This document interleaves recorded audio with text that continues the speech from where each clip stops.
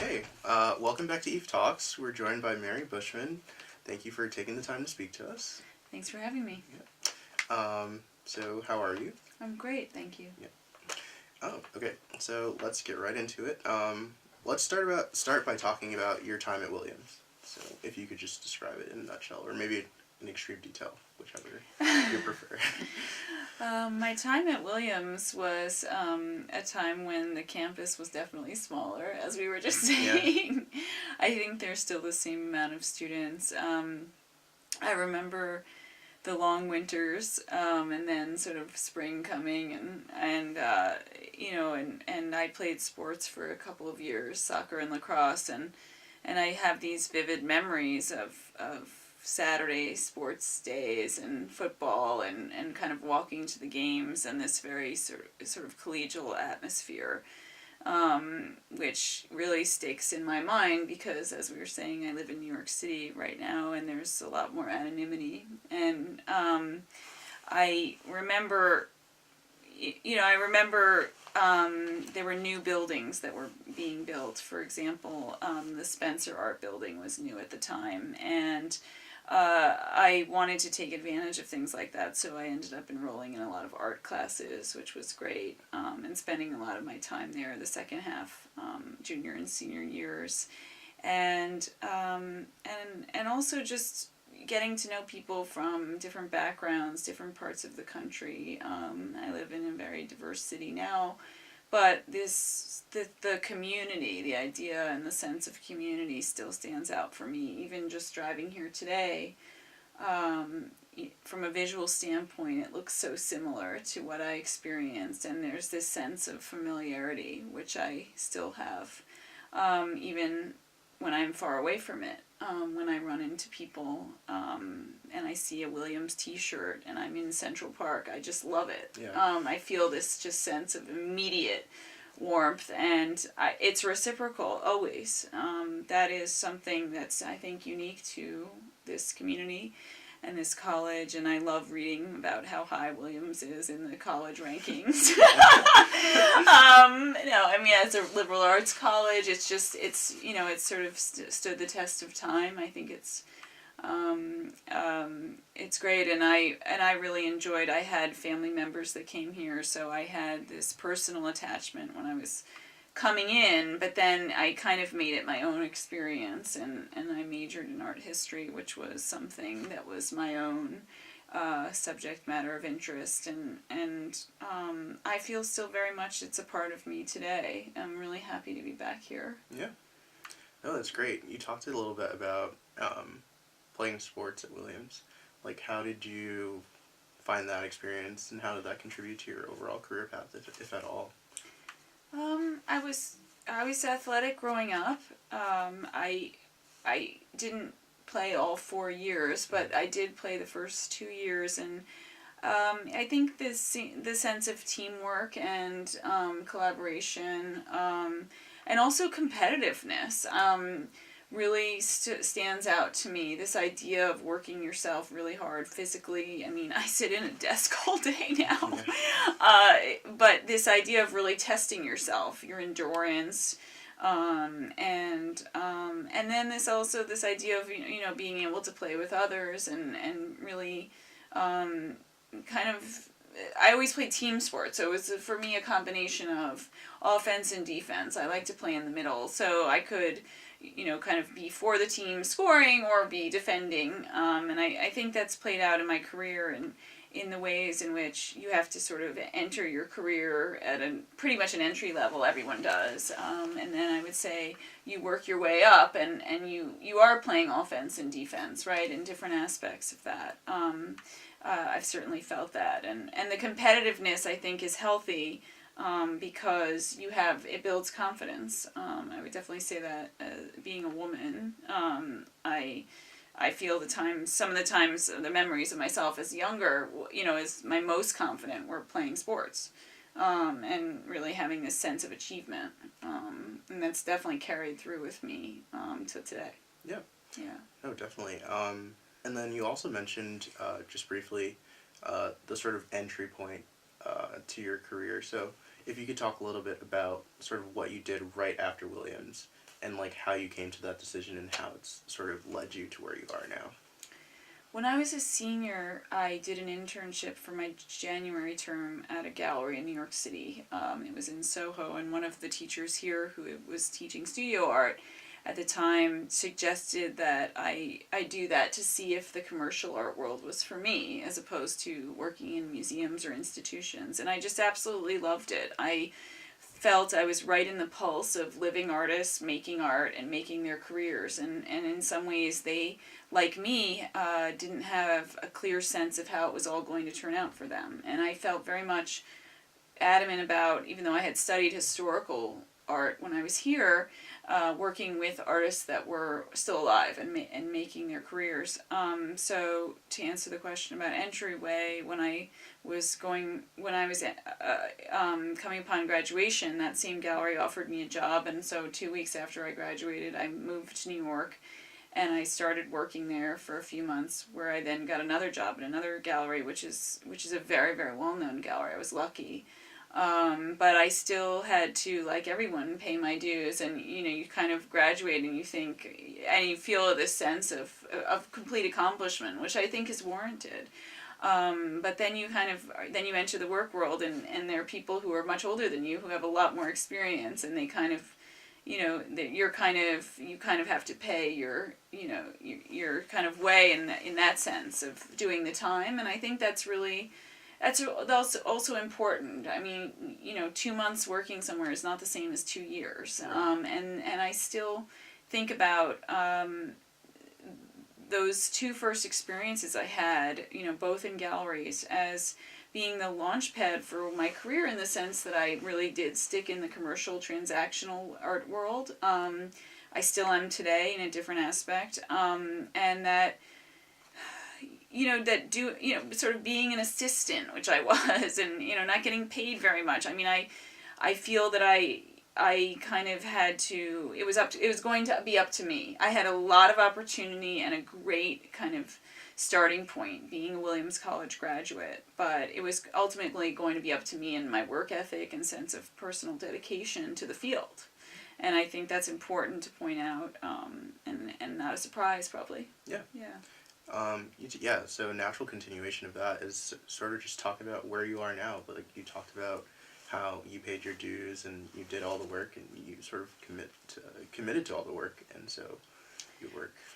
So today I'm the president of Aris Title Insurance Company, which is, we write art title insurance policies.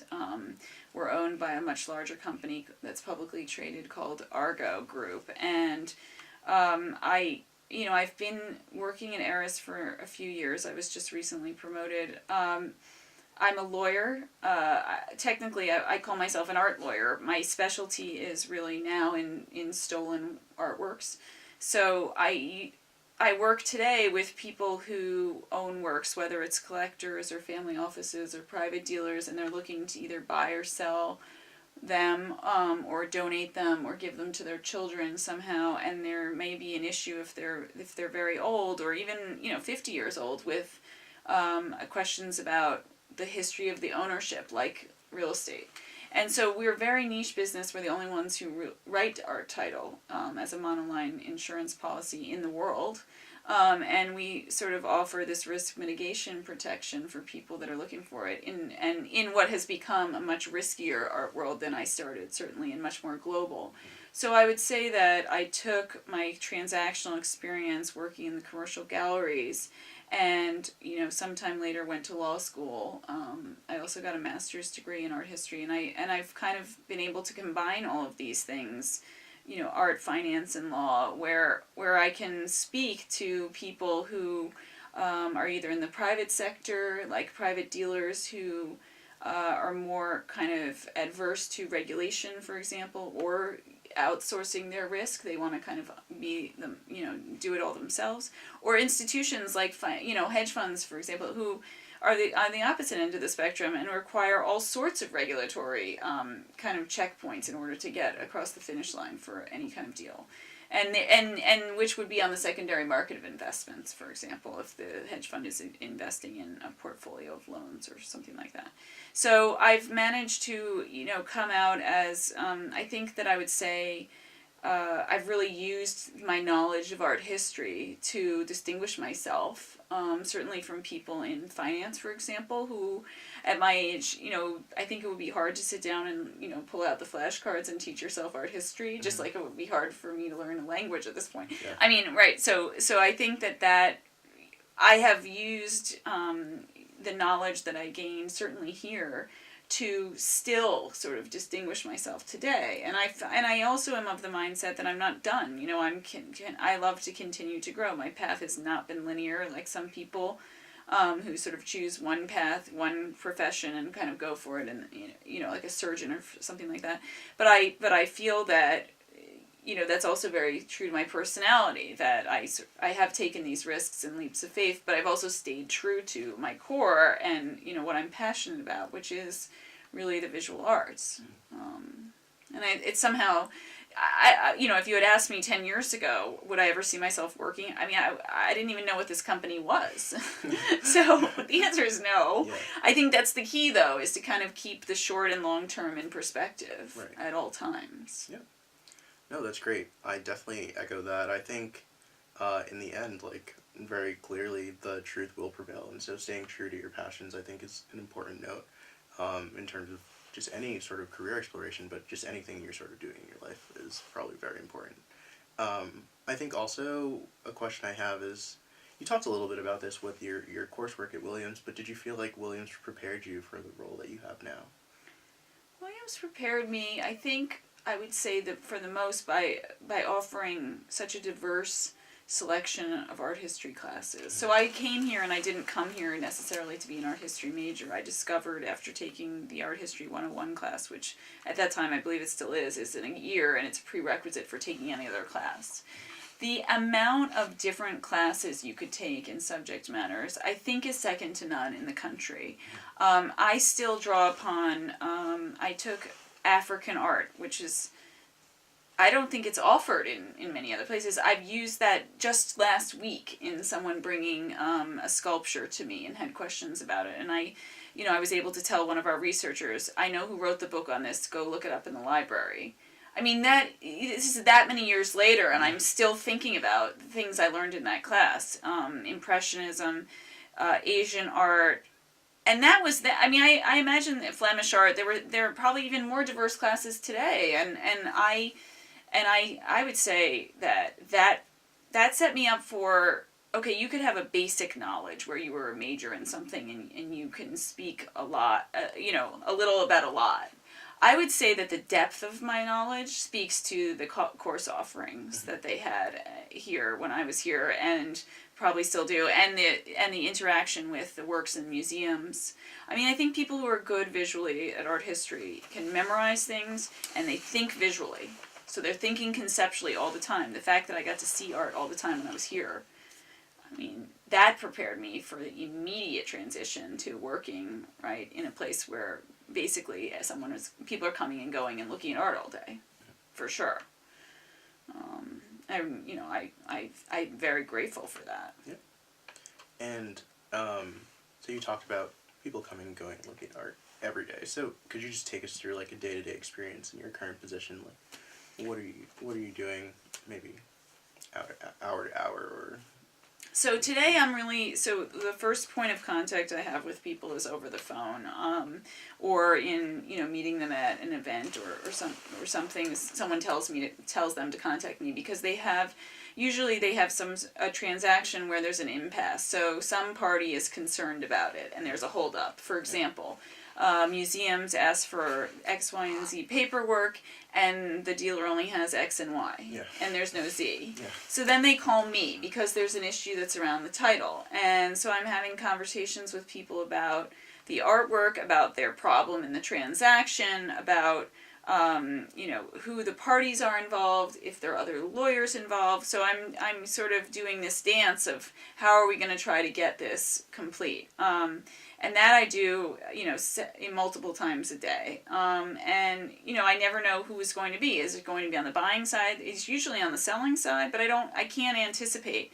Part of what helps me sort of prepare for these conversations is I attend regularly museum shows in New York, so I'm current with my knowledge. Right. there was just a Michelangelo show. Then someone asked me if I had seen the Michelangelo show. Thank goodness I had. And so, there's a conversation that you sort of have to keep current, as if you were in politics and you really are expected to read the news every day. Right. In the art world, the same thing. And especially if you're in New York, it's hard to say you didn't make it to that show. Yeah. And then, and so that will be my daily conversations. And then it will be sort of answering legal questions around the risks that may be coming up. For example, cultural heritage. That's a big topic now, which wasn't 5 years ago as much. So countries you hear about in the news asking for works back that they owned originally, whether or not they were taken illegally. And there's sort of a moral hazard around that. We still work so much with Holocaust works that it's incredible. There's not that many other sort of time periods where they're still being actively litigated this many years later. So we're in the middle of a case right now that's been in the news about a family trying to get their works back. And that those are just some of the things. Then there are other aspects. I sit on the New York City Bar Association Art Law Committee. We help write legislation in New York State around authenticators, people involved in art dealing. Right now, we're writing a letter to the federal government about the NEA funding and what will happen with it under this administration. We're begging them to keep funding it because there will be certain consequences that will trickle down to us as lawyers. All of these things, and I think one of the things I have now that's a continuum from being here is I have a network of art lawyers that are really the best in the world that I speak to on a regular basis. And I mean multiple times a day where I can contact. And I feel that way about Williams. Meaning it's a foundation for me, right? That I can draw upon at any point in time. Yeah. If there's people that work in museums that I've contacted about, questions I had or have run into that are alumni from here. And so it's thinking about the subject matter, what the problem you need to solve is, and then the community you can draw from. I would say those are my basic things that I'm dealing with on an everyday basis. Yeah. And just in this particular context. Yeah. No, that sounds great. And so I guess one question we always ask is whether or not the sort of reality of the position met your expectations. So if you can think back to before you were even working at where you are now, did you think that this is sort of what your day-to-day would be like? I'm not sure if I thought that was what my day-to-day would be like. I think it's met my expectations in terms of the contact with people. I think I wish that I was working with art more. When I meant about the coming and going before was when I worked in galleries, literally, people don't realize it's sort of like working in a clothing store, but people are coming in and out all day long to look at the art. I owned my own art gallery for some time. That part I loved. The idea of curating shows, picking out works. I think now, I'm curating people's problems. But there's always an artwork at the end of it. And the thing that still fascinates me and the thing I probably love the most is that, art is... people have struggled to make art an asset class, homogenize it. You're in finance, you know this. But then, or economics. But then there's the way that the art world behaves is an anathema to that. It's not. Every work is unique. Even photographs, right? And so that always is fascinating to me because there's a story behind every artwork. It's about the artist, the artwork itself, and then its history of how it got from A to B. It's in an exhibition. I love all of that stuff. I love learning the narrative, and in that way, I would say, because of the documentation and the questions we ask people, for example, in our applications, I do get that narrative. In a way, people have to be transparent with me in a way that they sometimes are more opaque. So the wealthiest people that I deal with are the most private. They don't want to share any information. They certainly don't want to digitally upload their, art database to the cloud somewhere. Right. They're very private. But they have to be open with me, otherwise I can't help them. Right. So I like that part of it. Yeah. Very much. No, that's great. I think the notion of storytelling, I'm a big fan of storytelling. I think it manifests in a lot of different career fields, and this is just one prime example of that, and the aspects that you just mentioned. On the notion of storytelling, if you had to give one lesson to a Williams College student today, like just any lesson that you've learned in your work experience, not just solely based on your current position, but any sort of work that you had, like, what would that advice be? I think I would give the advice, even to my younger self, to really kind of take the time to have that deeper knowledge. You don't have to. No one expects you to be an expert in everything. It's just not the case. But what I always like to say, and I think this is more and more true as I get older, is to know what you know. It's okay to say you don't know, but really know what you know and kind of own it. And I would say that. This is the kind of education that Williams offers, and it's up to you to take it, right, and to sort of make what you can from it. It's really there for the taking, and I always had the sense here when I was a student that professors wanted to help you, that people were helpful. When I went to law school, people are very competitive to get that job. That was not the case here. I felt very much, in that sense, it was a more nurturing environment. And so I would say, kind of distinguish yourself by what you know. And it's okay, whatever that is, right? That's how we got into Williams in the first place, because we were really good at some things. Right. And it didn't mean you had to be the best at everything, but it had to mean that you defined yourself in a certain way that was special. Yeah. And so don't leave that at the door. Yeah. Keep that going with you, because what a shame that would be if you stopped doing that when you were 18, right? Yeah. So, and also for a means to an end. It will only serve you in life to do that, right? I completely agree. I think I was having this conversation earlier today, and it's surprising how many times I've heard this, but I'm a JA this semester, so I was talking to one of my freshmen, and I was asking her, what do faculty members think?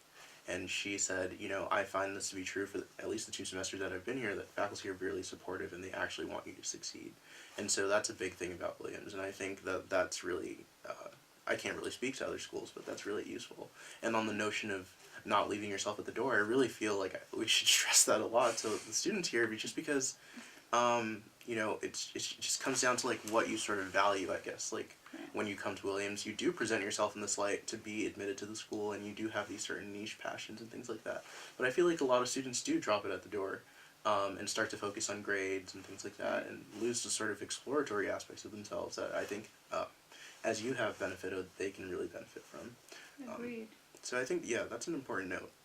And I would just add to that. I think you're right. I think that your values carry with you no matter what. Even when you're going in to get a coffee somewhere. Right? That is the most important lesson in life. And I think looking back, you will find the commonality of shared values at a place like this is, more than you think. Yeah. And that's important, because you'll go certain places and certain pathways in life where that won't be true, and you'll remember what it was like to have that kind of zone within which you could operate, and to your point, the sort of values make you who you are, right? And definitely take it with you. No, that's so true. Is there anything that I didn't ask you that you'd like to mention? Well, I think I just want to say, thank you for having me, and I think it speaks to the fact that we really didn't know each other, but we were willing to kind of sit down and have this conversation to everything we've said in this interview, right? And so I just wanted to add that. I'm really, it's been great to just be back here and kind of, and participate, because I finally feel that I'm in a place in my career where I can give back, and, I'm happy to impart whatever knowledge and advice I can give, because I think the only way you can do that really is with history of experience. Right. And so, happy to partake in today. Thank you. Yeah, I'm happy to have you here. And I would encourage, like, any other alumni that's sort of thinking about coming back, that, like, wherever you are in your sort of career or experience, anything will be useful, I think, to the students here. And so any sort of experience that you had, whether success or failure, anything, is really an important thing to know, because I think if people can learn from other people's mistakes, then that's sort of what this entire talk series is about, just sharing a wealth of experience. And so the last question we have is, if you had to listen to an Eve talk, who are 3 people that you'd like to hear from?